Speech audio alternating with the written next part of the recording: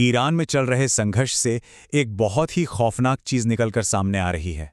अब तक 400 से ज्यादा लोगों की मौत हो चुकी है और इन सब के बीच एक शब्द है जो इस पूरी त्रासदी का प्रतीक बन गया है। वो है काली बारिश। देखिए, ये कोई छोटी मोटी चेतावनी नहीं है। संयुक्त राष्ट्र और ईरान के अधिकारी दोनों ही ये कह रहे हैं कि इस काली बारिश की वजह से ईरान की एक पूरी की पूरी पीढ़ी तबाह हो सकती है।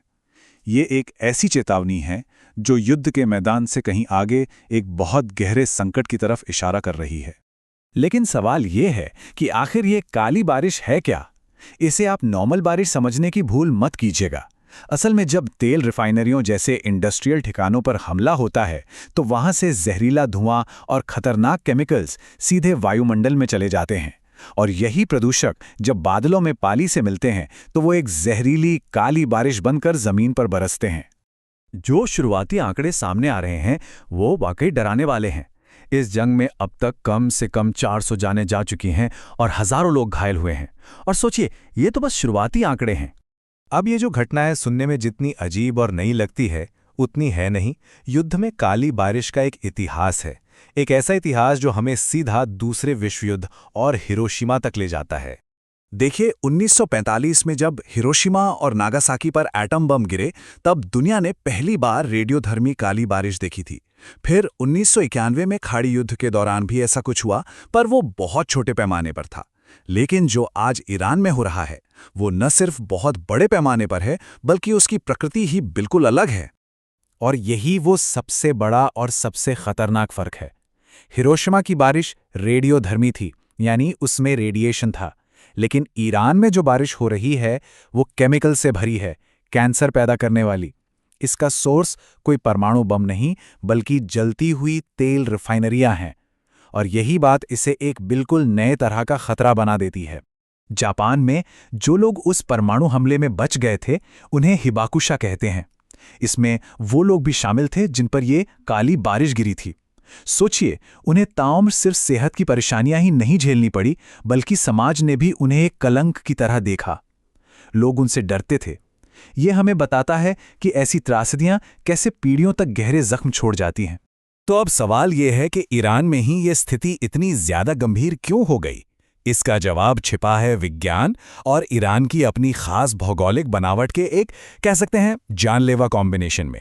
इसे ऐसे समझिए जैसे सब कुछ एक परफेक्ट स्टॉर्म बनाने के लिए एक साथ आ गया हो। पहले तेल रिफाइनरियों पर हमले होते हैं, वहां से जहरीले धुएं का एक बहुत बड़ा गुबार उठता है। ये सब बादलों में पानी के साथ मिल जाता है, और फिर ईरान की जो एल्बुर्ज पर्वत श्रृंखला है वो एक दीवार की तरह खड़ी हो जाती है, इन जहरीले बादलों को आगे जाने ही नहीं देती।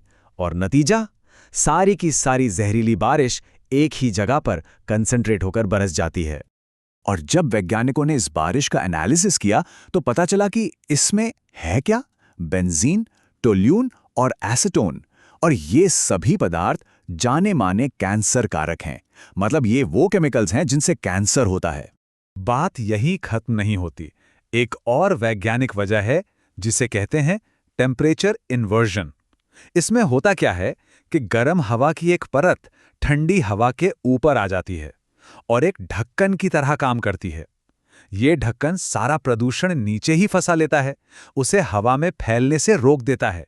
इससे जमीन पर इसका जहरीला असर कई गुना बढ़ जाता है। तो ये जो पूरा घातक मिश्रण बन रहा है ना, ये ईरान के लिए एक बहुत ही भयानक भविष्य की तस्वीर खींच रहा है। इसके जो नतीजे हैं वो अभी और आने वाले लंबे समय तक बहुत विनाशकारी होने वाले हैं।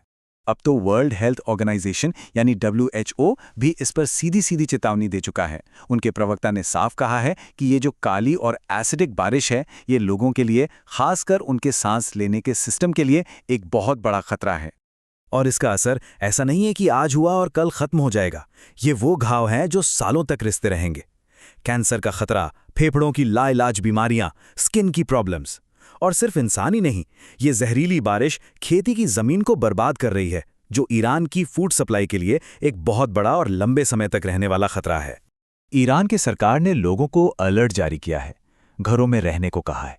लेकिन सोचिए, ये कितना मुश्किल है। लड़ाई तो अभी भी चल रही है। जब खतरा खुद आसमान से बरस रहा हो तो कोई आखिर कब तक और कहां तक खुद को बचा सकता है? ये सारी बातें मिलकर ना एक बहुत बड़ा और गंभीर सवाल खड़ा करती हैं। जिस तरह से ये सब हो रहा है, क्या हम एक ऐसे दौर में आ गए हैं जहां मौसम को ही एक हथियार की तरह इस्तेमाल किया जा रहा है?